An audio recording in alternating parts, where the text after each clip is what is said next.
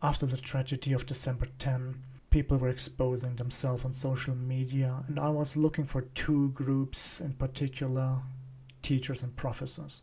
I went through a bunch of articles,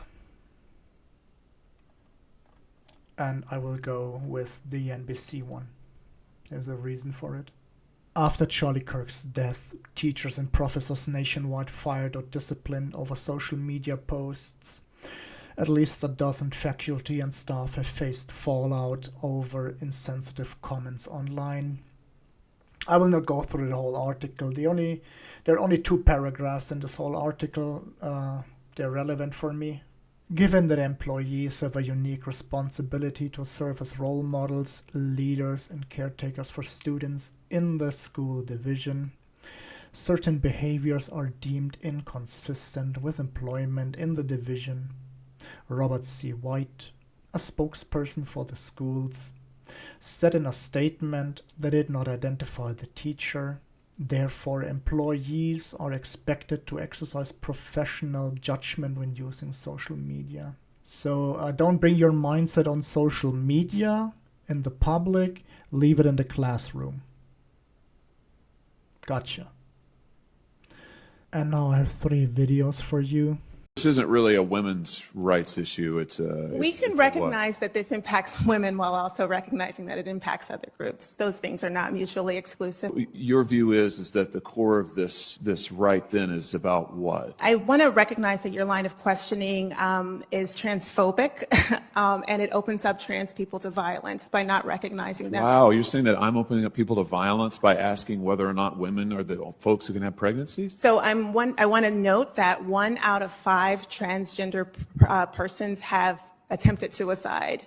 So I think it's important because of my line of questioning? Because, so we can't talk about it? Because denying that trans people exist and pretending not to know that they exist I'm is denying that dangerous. trans people exist by asking you if you're talking about women having pregnancies? Do you believe that men can get pregnant? No, I don't think women can get So you are pregnant. denying that trans people exist? And that leads to violence? Is this how you run your classroom? Are students allowed to question you? Absolutely. Or are they also treated like this, where No, they're told that they're opening up people to violence? We have a good time in my class. I'm here to read from a book entitled Push by Sapphire. This book depicts racism. It depicts incest, molestation.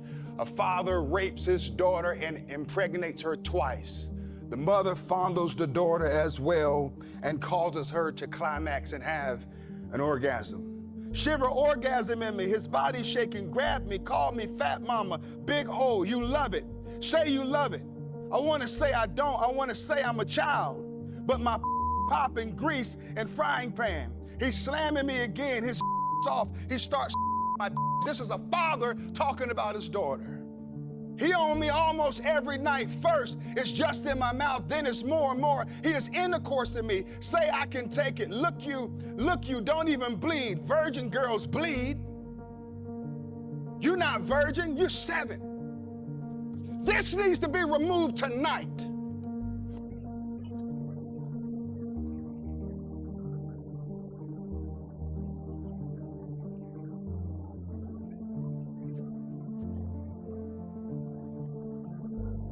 No, I got a gavel too. Here is the gavel. That's my gavel. The gavel is the truth. You're either a punk or a pervert. A punk or a pervert if you don't remove this book. That's what you are. All 6 men on this board, you're a punk or a pervert if you don't remove it. That's the truth. If you leave it in here, you're a punk or a pervert. Remove the trash. Take it out tonight. These students deserve better. You're either a punk or a pervert if you leave it in here. Every last one of you men.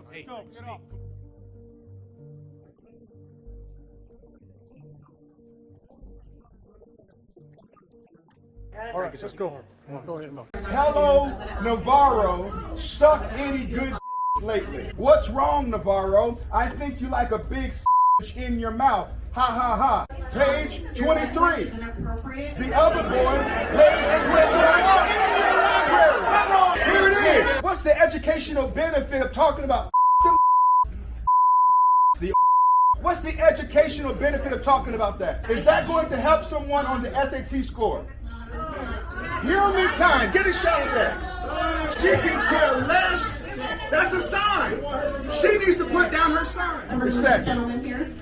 Oh, you're putting me out. For what? For asking you to abide by the rules. A board member held up a sign, but the audience couldn't hold up signs. This is tyranny, and we're dealing with a corrupt government system.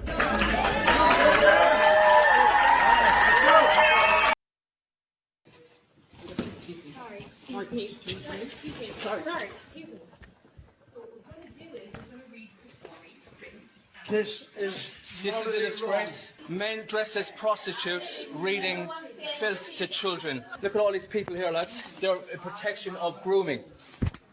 Get your hand off me! You're the one. Get your hand off me! Look at this, lads. They're all around me. After seeing how a teacher speaks to an attorney general or senator, I have no idea when the video was taken. I guess he was senator at this time, or is still senator till end of 2025. The equipment of libraries and the drag show for kids in school, it can't get any worse, right? Right? It's not gonna lick itself. Texas Scorecard premieres new documentary exposing all ages drag shows. I think the motivation for these drag shows for kids is very subversive and evil. Yes. Texas Scorecard has released a new documentary entitled It's Not Gonna Lick Itself. It covers the explosion of hypersexual drag shows across Texas targeting children.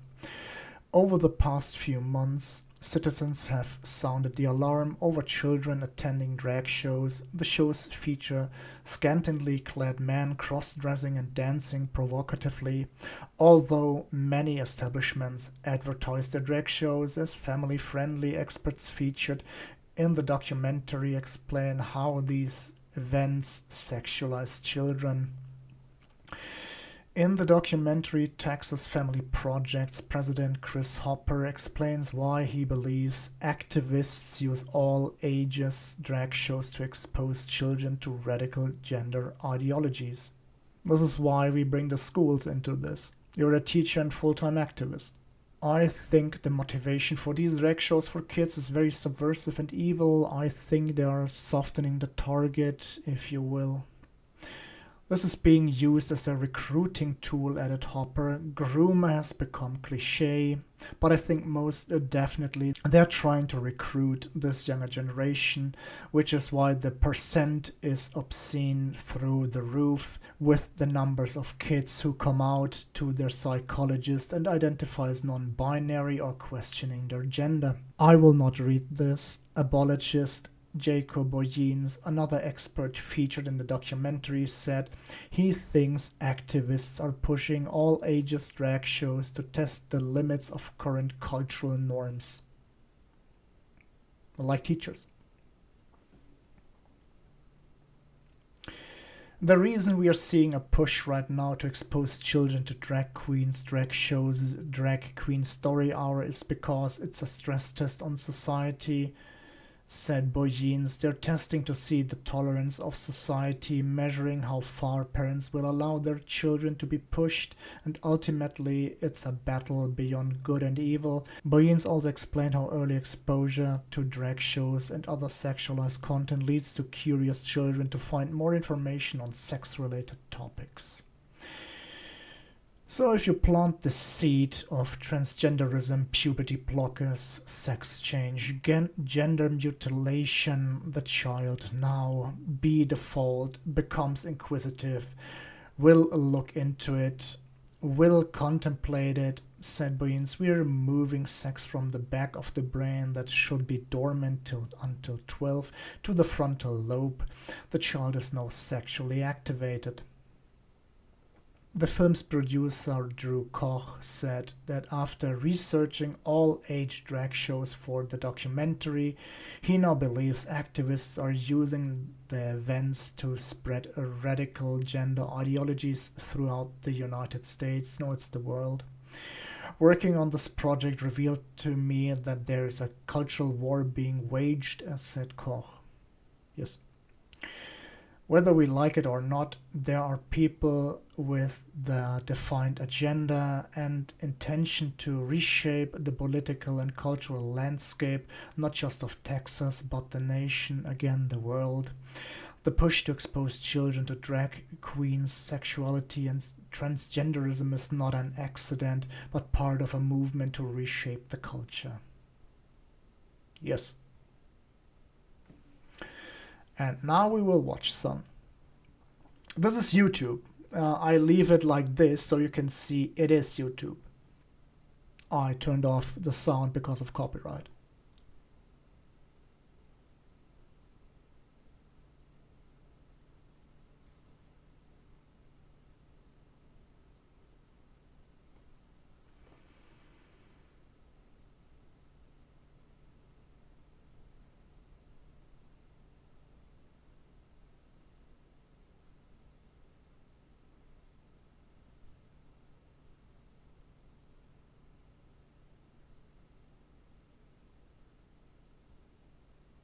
To bring it full circle, I want to talk about Herbert Marcuse. He was famous in the 1960s and his concept about repressive tolerance, where he argued that tolerance must have limits. Everything that is not left-wing leads to fascism and must be cancelled and repressed. Otherwise, we will not have a tolerant society, and cancel culture is his ideal to achieve this goal, and we have seen this for the last decade. And with this in mind, he was in the 1960s, so his concept got taught to the next generation, and now it bloomed in the cancel culture we had on Twitter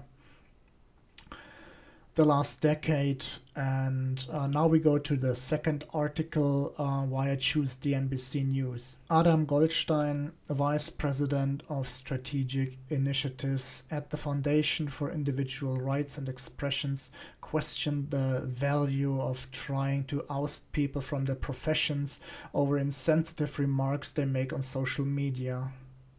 Where have you been the last decade? Where people got ousted for the slightest remark because they did not follow the path Herbert Marcuse set of repressive tolerance. HR meetings because you did not follow the path to a tolerant society, because you need to get stifled to be tolerant. You need to be stifled and repressed to be tolerant. If you create a climate of fear so that everyone is afraid to talk, again, where have you been the last 10 years? Goldstein added, then we've actually kind of accomplished the goals of people who wanted to silence Charlie Kirk in the first place. And the last sentence is pure vile emotional manipulation. The last sentence is disgusting. Have a great day.